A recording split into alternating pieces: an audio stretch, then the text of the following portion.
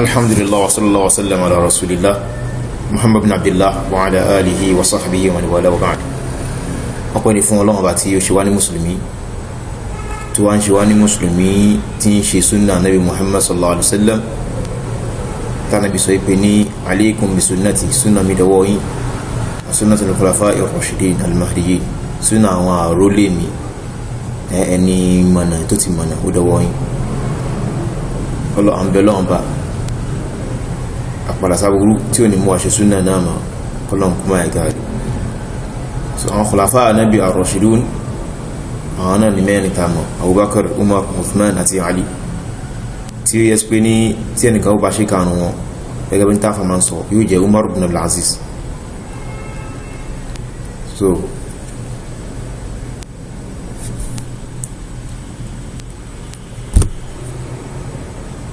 ẹ̀wà rí pé àwọn tó jẹ́ khulafa Nabi náà ni àwọn kan tó ti ń bú àwọn Sahabe ti pẹ́ nílùú wáyé, torí tó bá yẹ kó kéré ní ti pẹ́ láwọn láti máa tó ń bú àwọn Sahabe bí àwọn ṣe àwọn Rafida. So ṣùgbọ́n nílùú ti wáyé àwọn kan ti bẹ̀rẹ̀ náà láyé bí ọjọ́ mélòó kan sẹ́yìn tó ti ń bú àwọn Sahabe Nabi, tọ́pẹ́ Abu Hurairah ní alátẹnujẹ, ìyẹn ni pé yóò kírun lẹ́yìn Ali, yóò lọ jẹun lọ́dọ̀ Muawiya, torí pé àwọn ka Muawiya sí ẹni burúkú tí ń ṣe Sahabe Nabi. So wọ́n pe Sahabe mi ní létekete,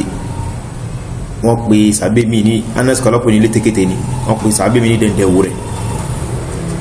Allahu Akbar, àwọn Sahabe Nabi, Allahu Akbar. Tánàbí náà sọ pé ní láti ṣubú ashabi ẹ̀rọ bú àwọn Sahabe mi. So topics oríṣiríṣi mo ní lórí ọ̀rọ̀ àwọn Sahabe, ṣùgbọ́n mo fẹ́ mú topic kan tó strong nínú àwọn topic tí yẹ pé ọ̀rọ̀ rẹ̀ strong gan, mo fẹ́ mú wá. ẹ̀rí ẹwà ayà tí mo wà dísì mo kàlẹ̀ ẹ̀kan ẹ̀gan fún rẹ̀ ẹ̀rí ni pánàbí ayà àdísì yẹn pánàbí ní pé súnnà mi dọwọ́ yín, ẹ̀rí ni pé kàṣẹ súnnà ọ̀ranyàn ni. Ẹlẹ́kùnrin súnnà lọ àlá tó ma ní ẹ súnnà ní tó bá fẹ́, súnnà ìtàn pé ní pé ìlànà bánàbí ṣe Islam, bánàbí ṣe gbé Islam kalẹ̀ tí ó ń ṣe bá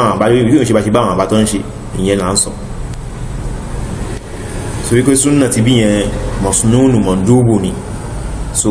orúkọ mi tọ́tún fún òun náà tún ní súnnà, ó sì túmọ̀ sí súnnà náà, ṣùgbọ́n òun kọ́ ni súnnà orí lówó ojúlówó tá ń pè ní orúkọ mi tó ń jẹ́ Islam tánàbí ṣe, tí pánàbí náà ló sọ pé tó bá yá Islam yóò padà pín, yóò di yẹlẹ̀ẹ̀lẹ̀, yóò di ọ́ padà rí pé Islam yóò padà di oríṣiríṣi mọ̀yìn yẹ́ ishminkum fọ́sẹ̀rọ̀ sí láfẹ́ kẹfẹ́rọ̀ ẹ̀rí ìyapa lóríṣiríṣi, àwọn lè ní sufi láwọn, àwọn lè ní kíníkọ̀ láwọn wà ní kòrò tó bí ní kò jẹ́ tí Islam mú wá bí irú àwọn kọ̀rọ̀ wá fídọ̀ yìí náà táwọn náà sọpá àwọn Sahabe Nabi ẹni báyìí ni wọ́n. So Nabi ni wá sọ pé fa alaykum bi sunnati, súnnà tèmi dọwọ́ yìí, yẹn ni pé ní ìlànà mi, èdè lábáwá ni ìlànà tí wọ́n gbé kalẹ̀, ilé tẹ́rí tèmi ṣe tẹ́rí mo ṣe ṣe òun ni súnnà tèmi o, ẹ má yapa o, ẹ má pín o, ẹ má ṣe nǹkan mi o. Àdísì wọn wà sunnatul khulafa'ir rashidin àti súnnà àwọn àrólè mi ẹni ìmọ̀nà, àbólè rẹ̀ náà sì ní tàti ma Abubakar, Umar, Uthman àti Ali. So àrólè yẹn ló wá fẹ́ di ìgbàkólẹ̀ lọ́dọ̀ àwọn kan sìn, nígbàtà sí kó lórí Abu Hurairah tọ́pọ̀ ní alátẹnujẹ. Àdísì wọn gbọ́yé ọ̀rọ̀ Abu Hurairah tí wọ́n gbọ́yé wípé ní ká kíhùn lẹ́yìn Ali òun ló fi ń pé jù, ká jẹun lọ́dọ̀ Muawiya òun ló fi ń dùn jù, wa tarkul qital afdal. ẹ̀rí so wọ́n ní kàtàn nígbàtẹ́ pé aláburú ni wọ́n. So Ali nígbàtí Muawiya àti Ali tọ́jọ́ ń fa ọ̀rọ̀ tó yẹ pé in tọ́jọ́ ń fa yìí nǹkankan náà ni nínú Islam, ẹgbẹ́ náà bí ṣe sọ pé ní da'wahum wahid, ìyàwó ńlá ó bẹ̀rẹ̀ láàrin àwọn ọjọ́ méjì nínú àlùmọ̀ mi ti bá kú, ní àwọn Sahabe mi ti bá kú, ìjà ló ń bẹ̀rẹ̀ láàrin àwọn ìjọ méjì, ìyẹn ni pé ní wọ́n pín sí méjì, táwọn kan ó sọpọ́tì pé lè lẹ́ẹ̀kàṣe, táwọn kejì sọpọ́tì pé lè lẹ́ẹ̀kàṣe, yóò wá dìjà. Ànábì ni da'wahum wahid, kankan náà sì ní ọjà sí, kankan náà ni tán fáìtì fún. So Ali ń sọ pé kàmójú tó ń tánàbí dé rẹ̀ ọ̀rọ̀ kìláfàdé, Muawiya sọ pé khalifa Ànábì sọ pa nípa àbòsí òun lè kọ́rán, ìwé ni ò dánú méjèèjì. So lẹ́yẹ́ tí pé ní kò wọ́n ṣe ìjà pa ń bọ́ tàjà ìjà pé kìíní lálẹ́fọ̀dà ní ó dá ti fi ìjà mọ́. So lọ làwọn Shia bá di ọ̀tá Muawiya lọ́mọ náà pé Shia àlè làwọn aralẹ̀ àwọn supporter àlè o àwọn supporter àwọn fans àlè o àwọn member àlè o àwọn olólùfẹ́ àlè o ìwé náà Muawiya dẹ̀ níbú ṣáàlì wọ́pẹ̀ Muawiya dẹ̀ níbú ẹmú ọ̀rọ̀ kan báyẹ̀ ní rí kọ́kọ́ tẹ̀ pé àlè sọ pé Muawiya yẹn èèyàn burúkú ni ní rí àfàwọn náà ní ẹ̀ máa gbẹ́lẹ́nu tí wọ́n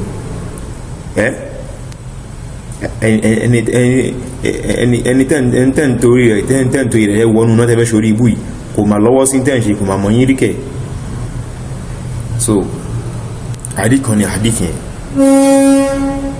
ẹ wá rí ìntàẹ́fì sí mú ẹ̀rí wá tàẹ́fì mú ẹ̀rí tàẹ́fì sọ̀rọ̀ òun náà ni Allahu Akbar ìbútẹ̀ mú wọ̀nyí àdís kan wà tí àwọn Aisha fi tú ayà al-Qur'an nìkan mo sì ń bọ́ àwọn ayà al-Qur'an ní mínà wà lítà inṣàlá ní fídíò mi tí ma fi ṣe maka ọ̀sún yí inṣàlá ìyá Aisha ó ṣàlàyé àdís kan ó ṣàlàyé ayà kan ayà yẹn lágbára bàtàlọ́wọ́n sọ pé ní was-sabiquna al-awwalun min al-muhajirin wal-ansar sọ́nà sọ pé ní walladhina ja'u min ba'dihim yaquluna rabbana ighfir lana ولإخواننا الذين سبقونا بالإيمان Ọlọ́run tó wà níkà àwátá wà nísìn Ọlọ́run tó wà níkà tí ẹka máa ṣe àwọn ṣe nǹkan mi gẹ́gẹ́ bí àwọn ìṣàlá ṣe sọ Ọlọ́run ni àwọn tó wà lẹ́yìn wọn yaquluna rabbana ighfir torí pé àwọn sàhábà ní àyà sọ̀rọ̀ ayé lórí àwọn sàhábà ní àyà sọ̀rọ̀ ayé lórí tọ́lọ́run sọ̀rọ̀ wọn Suratul Hashr ni so gbàdọ́lọ́run sọ̀rọ̀ wọn bọ̀ Ọlọ́run wá tó wá sọ̀rọ̀ wọn pé ní وَزَيَّنَهُ فِي قُلُوبِكُمْ وَكَرَّهَ إِلَيْكُمُ الْكُفْرَ وَالْفُسُوقَ وَالْعِصْيَانَ أُولَئِكَ هُمُ الرَّاشِدُونَ فَضْلًا مِنَ اللَّهِ وَنِعْمَةً وَاللَّهُ عَزِيزٌ حَكِيمٌ so tọ́lọ́run sọ pé ní òun fi ìmánì òun fi ní nítẹ́ ma nífẹ̀ẹ́ sí وَكَرَّهَ إِلَيْكُمُ الْكُفْرَ وَالْفُسُوقَ Ọlọ́run sọ pé ẹ̀yin Sahabe ilaykum mukhatabun ni ẹn tá ń bá wí tá ń bá sọ̀rọ̀ nínú Qurani àwọn olóòdẹ̀ ní ọwà láyé bàtàlọ́run sálẹ̀ Qurani gẹ̀lẹ̀ àwọn Sahabe náà Ọlọ́run ní òun lòun fi ìmánì fi ṣe ìntẹ́fẹ̀ tó ń fi ní ìntẹ́ tí ó jẹ́ nǹkan ìfẹ́ sí yín lẹ́mì láfi rí pé táwọn náà ṣe yóò máa yà lẹ́gbẹ́ Sahabe ṣe lè fi gba oko gbogbo bísínẹ̀sì tó ní ó fi ilẹ̀ fún Allah nítorí pé Ànábì kan tó pé ta ló fẹ́ rà àbí kíní kan àbí torí pé ta ló fẹ́ ṣe sọ́lákọ̀ yóò sì ní tí ẹ pé èyàn ò pèsè mi lè ṣe ṣá bẹ́ẹ̀ ni Ọlọ́run ló fi wọn ní irú money line so Ọlọ́run akarra ilaykum al-kufra ó wá fi iṣẹ́ kèfèrí ó fi ṣe ń tẹ kó ìra lọ́kàn yín wal-fusuqa iṣẹ́ pòkì wal-isyan iṣẹ́ Ọlọ́run lóhun fi ń tẹ yí ẹ̀mí yín kọ Ọlọ́run ní fadlan min Allah wa ni'ma Ọlọ́run ní ulaika humur rashidun àwọn tó mọ̀nà nìyẹn fadlan min Allah wa ni'ma Ọlọ́run ní lọ́dọ̀ Ọlọ́run bá ti kẹ́ ẹwù gbogbo tọ́lọ́run lóhun fi ṣe tọ́lọ́run sọ nínú Kùránì tàbí ń kàwó ṣe àwọn olè yáyà ikú nínú Kùránì o àwọn àbátọ́ ń bú àwọn Sahabe yìí wọ́n lè áyà yìí wọ́n bí wọ́n dá kọfẹ́ kírun kọfẹ́ kásúra yìí kọwàá yọ áyà ikúrò àwọn tọ́lọ́run sì sọ áyà Kùránì káì lójú ayé àwọn Sahabe náà ni Ọlọ́run bá wí o àbí ṣé kèfèrí Ọlọ́run sọ pé òun fi mọ́nì sí lẹ́mì àbí mùnáfíkì tọ́lọ́run bá sọ pé òun fi mọ́nì sí yẹn ó fi ṣe tán nífẹ̀ẹ́ sí nínú ẹ̀mí wọn ó wá fi ṣe kèfèrí ṣe pòkì iṣẹ́ Ọlọ́run ó fi ṣe tọ́kò ìra kí lẹ wá fi ń ròyìn wọn nísìn ọ̀rọ̀ Ọlọ́run kọ́ lẹ ń pè ní rọ́yẹn kí lẹ fi ń bínú Muawiya sí ṣìbẹ́ ló ṣe tí ò dá ní tí ò dá ìsìkì Ọlọ́run ti fọ́ ọmọ kó ń bẹ̀ kí lẹ ń kó ìra anásì sí ìbí lọ́dọ̀ tí yí nífà wọ́n ṣe kankan o ọ̀pùrọ́ ni wọ́n o so ẹwà bọ́ sórí Abubakar àti Umar tó jẹ́ ọ̀gá gbogbo wọn inú imani Al-Qur'an ẹ̀nà lẹ́sì sọ pé kàdísì èsìsì ẹ̀ ti bàdísì ẹ fáwọn èèyàn ayé Al-Qur'an náà lílé yìí Ọlọ́run wá sọ pé ní wàlẹ̀dí Ọlọ́run tí wá sọ̀rọ̀ wọn sàbí lọ wá padà pé walladhina ja'u min ba'dihim àwọn tó wá dé lẹ́yìn wọn àwọn tó bá tí wọ́n wà lẹ́yìn àwọn sàbí min ba'dihim lẹ́yìn àwọn sàbí tàn sọ yìí sọ́tọ́lọ́run Ọlọ́run máa lo mukhatab tó bá lo maghib ìyẹn ẹ̀kọ́ kan ní ìdílábáwá a ń pè ní intikal min al-mukhatab ila al-maghib aw ila al-ghaib so Ọlọ́run yóò máa sọ bẹ́ẹ̀ sọ̀rọ̀ sí ibi ẹni pé ó ń dojúkọ ẹ tó wá tí yá lè tún máa sọ bí ẹni pé òun sọ fẹ́ nìkan lẹ́yìn ẹni ń pa rẹ̀ ìwọ̀n náà so bọ́lọ̀ ṣe máa wọn sọ ní ìyẹn pọ̀ nùkan dáadáa fẹ́ tí ìbá mọ̀ ń pa kan ní nínú miracle ọ̀nà sí Qurani èdè Qurani fi jẹ́ èdè báwọn alábáwọn náà ṣe máa ń sọ tẹ́ pé a tún kọ́ ilé inú Qurani àmọ́ nǹkan táwọn alábáwọn tún kọ́ inú Qurani kiri bàtú ṣe ń sọ ní táwọn gan mọ́ tẹ́lẹ̀. So ọlọ́run tó dé lẹ́yìn wọn yaquluna tó dé lẹ́yìn àwọn táwọn sọ rẹ̀ àwọn sàbí náà ọlọ́run kúkú sọ ayà kalẹ̀ lójú wọn ọlọ́run ni wọ́n máa ṣe pé ní ìyẹn pé ọlọ́run kọ́ àwa tàbá wálẹ̀ àwọn sàbí kí n tiẹ̀ kà máa ṣe tó ó ti mọ tí ó sì mọ́ wájú mẹ́yìn ó mọ̀ gbẹ̀rẹ̀ ó mọ̀ parí ọlọ́run ni wọ́n àwọn náà àwọn tó mẹ́kẹ́ wọ́n máa sọ pé ní Rabbana wọ́lọ́run bá wa ighfir lana ṣàforíjì ẹ̀ṣẹ̀ wa wa li ikhwanina àti ẹ̀ṣẹ̀ àwọn ọmọ ìyá wa allazina sabaquna bil iman àwọn tó ti fi ìmánì ṣáájú wa nǹkan méjì la fẹ́ rí báyìí tó ti ṣáájú wa ìyẹn ni pé àwọn tó bá ti ṣáájú wa tó ìbẹ̀rẹ̀ wọn jẹ́ àwọn sàhábà yìí tó dà àwọn sàhábà gan ni àrísí ń báwí gan pápá àwọn tó ṣáájú wa aláyáyà yìí báwí gan pápá àwọn tó ṣáájú wa bó ṣe wà ní tafsir. So ọlọ́run ni àwọn máa tọrọ ìyàforíjì fún wọn ni kò sí kọ́ máa bú wọn lẹ́yìn náà náà ni wọ́n ti ṣáájú wa pẹ̀lú ìgbàgbọ́ ó túnmọ̀ sí pé ọlọ́run ìgbàgbọ́ wọn ilẹ̀ fún wọn ó túnmọ̀ sí pé nígbàgbọ́ ni wọ́n àwọn tó jẹ́ nígbàgbọ́ yẹn làwọn ṣíyàn sọ pé ọmọ náà ni wọ́n bí ìwà ẹgbà Islam lọ ṣíyàn sí tọ́bá ní ashhadu an la ilaha illallah wa ashhadu anna muhammadan rasulullah tí wọ́n sọ ní pé ní wa ashhadu anna aliyu waliyullah wa ashhadu anna abubakar wa Talha zikini kan fi náà wọ́n sì fi kún fún àwọn tẹ́gbà Islam ṣíyàn àwọn pé jẹ́ ìjẹ́ ìpọ́ ọlọ́run ọba ẹ̀kan ní jẹ́ ìpá nẹ́bí òdíṣẹ́ ọlọ́run ní jẹ́ ìpé àlì wòlé ọlọ́run ní gangan mo jẹ́ ìpá Abubakar àti Umar kí ìpénu náà ni wọ́n wà kí ìbínú ọlọ́run kó máa bá wọn ṣàádà táwọn fi gbà Islam ni àwọn tọ́lọ́run fi mọ́ ní ìròyìn fún Qurani àwọn àbí ṣíyàn ṣẹ́ ẹ̀ka Qurani mọ́ ni àbí ẹ̀ ń ka ìgbẹ́ ìmọ́lẹ̀ rẹ̀ wọ́n ti deprive yìí wọ́n jẹ́ kó dínú agbárí àtẹ̀mí yìí tẹ́ fi ronú òun náà ni mùdírò ráwọ́lé yìí ṣe èèyàn náà rí pé ó clear báyìí ẹ wá wo nǹkan o ìyàwó Aisha táwọn ṣe àtúnlẹ̀ àwọn yìí tọ́pọ̀ àwọn ní tọ́pọ̀ àwọn lẹ́mọ̀lẹ́yìn ànábì bóde ẹ́ sí pé wọ́n náà nífa wọ́n ṣe mọ̀lẹ́yìn ànábì ẹlẹ́wò wọn o torí pé yàn jẹmọ̀lẹ́yìn ànábì ni yóò máa sọ pé ìyàwó ànábì nù náà olórí bú ni báwọn lè jẹmọ̀lẹ́yìn ànábì gidi ẹni ṣe yàn àálì ṣáńlì àti Fatima wọn ṣe fámílì mọ̀ àgbàtà àálì ìbájẹ́ fámílì ànábì ìyàwó ànábì òun ṣe fámílì àálì. So ìyàwó Aisha ló wá sọ pé umiru an yastaghfiru aw bil istighfar alayhi àṣetọ́lọ̀ ń pa wọn ní kọ́ tọrọ àforíjì fún wọn o ayà kàkà lọ kí àyà Aisha ní fasabuhu kàkà yẹn ebú ló ń bú wọn lọ́bá bẹ̀ẹ̀ sí ń bú wọn àdífì Urwa bunu Zubair ó ní àyà Aisha sọ pé ní ya buna ukhti ìwọ ọmọ àbúrò mi ìyẹn ni pé torí pé àbúrò ìyàwó Aisha Asma ta ti sọ ní fídíò kan pé òun ló gba àdísì wá kí nígbà tẹ́ àwọn kèfèrí Mẹ́kà wà náà bí sísàn rí táwọn náà bí ti saka mọ́ lọ́lẹ́ Abubakari ọ̀fẹ́ lọ bèèrè Abubakari dà Asma ìlọ́balẹ̀ ọ̀nà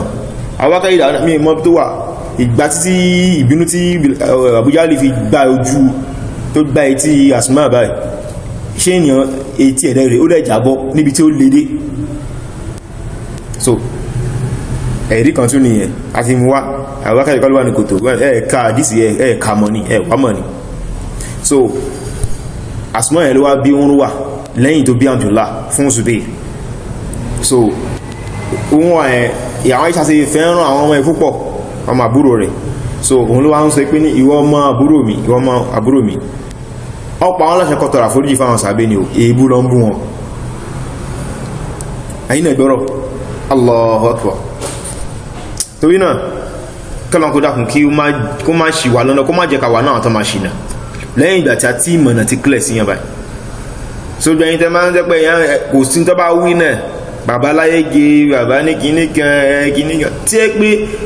ọ̀nà méjì ní ẹlòmíì kò tiẹ̀ mọ̀ ẹlòmíì ọ̀nà àbíká sókè mẹ́ta kò mọ̀ ṣùgbọ́n ó ti wá gbà wọn pátá sọ yìí ṣùgbọ́n ìfẹ́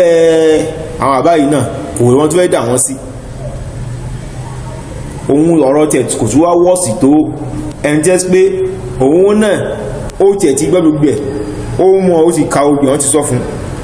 ṣùgbọ́n ó ṣàdó lórí pé ibi táwọn bàbá ti lọ náà láfẹ́ lọ so àbí bí àkànnà gan ni wọn àti ẹni kíní so ìfẹ́ àwọn bàbá yìí kó jẹ́ lórí ti Allah, kó jẹ́ torí ti Allah. Àwọn sọ pé ní ààlè tí ní ìgbàgbọ́ àfi tá bá fẹ́ràn èèyàn torí ti Allah, ká sì kó ìbà torí ti Allah. So ilé ìwòsàn ọ̀rọ̀ pa ń bú àwọn èèyàn bọ́ ń kó ìra àwọn èèyàn, wọ́n fẹ́ bẹ̀ẹ̀ sí Allah tó Allah ní la fi ń ṣe ń tàjì la fi ń sọ pé àyín tó ń sọ yìí kò sọ́nà ń bẹ̀. Bàbá láyé gítẹ́ ń sọ yìí, èmi personally mo ti kúrò ní ìsọ̀lọ̀ nígbà tí mo wà ní ìsọ̀lọ̀ lọ fún wọn lẹ́bùn lágége. Kódà táìmù yẹn táìmù tó ń sọ̀rọ̀ ìjábù ni, tàbí tó ti bẹ̀rẹ̀ sí ní máa sọ àwọn ọ̀rọ̀ wọn. No táìmù yẹn wọ́n làkọ́ ti bẹ̀rẹ̀ sí sọ̀rọ̀ hijab, torí mọ́ rántí táìmù tí mo wò pé aburú ni bàbá yìí ń pèpè sí o, òun ni táìmù tí wọ́n bẹ̀rẹ̀ sí sọ̀rọ̀ Bukhari. Ìgbà yẹn ọdún before ìgbà yẹn náà ni mo ti sáwọ̀, ṣùgbọ́n ìgbà yẹn wá pé aburú bàbá yìí bẹ̀rẹ̀ sí pèpè sí. So ṣùgbọ́n tó bá alhamdulillah Allah ti ní káwa náà tójú bọ̀ mọ̀ díẹ̀ nígbà yẹn, tẹ̀lé díẹ̀ ni o orí ti wáyé pé orí àwọn èèyàn tí wò pé àfà ní díẹ̀ nífà láti ń kéwó lọ́wọ́. So tó ipá àwùjọ ìlú wa yìí bí ẹ̀ bá ti ẹni tí ò lọ lé kí ó gan yóò bá ti rí pé òun náà kọ́ gbé máìkì dání ó ti ń sọ tó rí sọ, ká máa sọ pé òun náà kí sànàwí kan láti èèyàn kí sànàwí ó jáde secondary school ṣe wọ́n máa recognize ẹ̀ ní àwùjọ èèyàn ní O level èèyàn gbọ́ O level. So O level nílùú sànàwí ìbòdì ẹ̀sìpá àlùbáríkà ń bẹ́ ń bi kí ó ju ìwé lọ, ọ̀nṣọ́ ta fi máa kọ́ nǹkan nù kí ó ju bá ṣe máa kọ́ nǹkan nù ìwé lọ tó ń ti gbé sànàwí ni èèyàn lè gbẹ́sìn iye tó bá kọ níbi tó yẹ kó kọ tó sì kàn tó yẹ kó kà. So ká máa sọ òun ló fà jẹ́ pé àwùjọ wa yìí rí bẹ́ẹ̀ ìwò làá ti gbọ́yé làá fi ṣe gíní làá ṣe fi ìdúró dì sí. So àwọn ọ̀dọ́ látàsí sọ iná àwọn náà gbìyànjú ni, torí ìmí tí ó jáde sànàwí gan bẹnu àwọn báyìí. Ẹ máa fọ ọ̀rọ̀ pẹ̀lú àwọn tó jáde tó ṣe jamia degree tó ṣe magister tó ṣe professor doctorate tó tún kàkọjá doctorate ní ilẹ̀ lábáwá ní tẹ́sìn ti tẹ́yẹ pé àwọn àfá gbàgbàgbà tó jú òrè tó yẹ pé tó bá wà níbi gan tó bá ka ojú gan àwọn kan tó jú òní tó ojú tí wọ́n tó ń bẹ̀ ẹ máa bá àwọn fan tí ẹ̀ gbọ́yé wọ́n sì ń sọ iná rí pé òótọ́ ni ẹ̀rọ pẹ̀lẹ́rì ni agídí náà ni. tó dá kíyàn bí àpẹ Ọlọ́run sì ṣàpèjúwe Fìràwọn náà fún wa nínú Al-Qurani. adalla Fir'aunu qawmahu wa ma hada. Fìràwọn àwọn gbogbo àmì tánàbí Musa tó fi lélẹ̀ gbogbo ẹ̀ láyé rí, àwọn òpè ìdán gan, àwọn òpè ìdán tí Fìràwọn náà fẹ́ fi ṣe tàtàkù fánàbí Musa, àwọn gọ́bà Islamu, àwọn èèyàn àkọ́lá wájú lómi min ali Fir'auna yaktumu imanahu, àwọn èèyàn jẹ́ pé àwọn gan wọ́n ti pé eléyìí ìmọ̀nà ni wọ́n yà fi pamọ́ wọ́n yà ń sin lọ́n jẹ́jẹ́. àwọn obìnrin míì náà wà bí wọ́n ṣítọ̀ òun bẹ́ẹ̀ lọ, ìyàwó Fir'aun náà gan tún gba Islam nígbà tó pé akánú tàn wípé ní ìyàwó Fir'aun náà bẹ̀rẹ̀ sí bèèrè pé kí ni rìsọ́ọ̀tì àwọn ibi Musa àti àwọn ìrọ̀lẹ́ àwọn àpò ìdán ọwọ́ wọn wálẹ̀ ní kódà àwọn gọ́ọ̀dì gba Islam. ìyàwó Fir'aun náà ọ̀pẹ̀ èmi náà ti nínú Islam ni kí tó di pé Fir'aun náà padà lọ pa. So ogbó ayé àwọn tó lọ fẹ́ ṣàánú wọn rí mọ̀nà báyẹn, ẹ̀yìn kan bí Hamana bí nǹkan kan àtàwọn èèyàn ẹ̀ṣà àtàkù sí Fir'aun náà pé ṣáwàlá ọ̀gá ti wá nìyẹn títí tó fi padà tẹ̀lé wọnú omi tó fi tẹ̀rì. ṣó yẹ kọ́lọ̀ tí yín náà rí bẹ́ẹ̀ àbẹ̀lọ́n kọ́lọ̀ máa kọ́lọ̀ wà rí bẹ́ẹ̀. Wa sallallahu alaihi wa sallam ala rasulillah wa alihi wa sallam. Assalamu alaikum.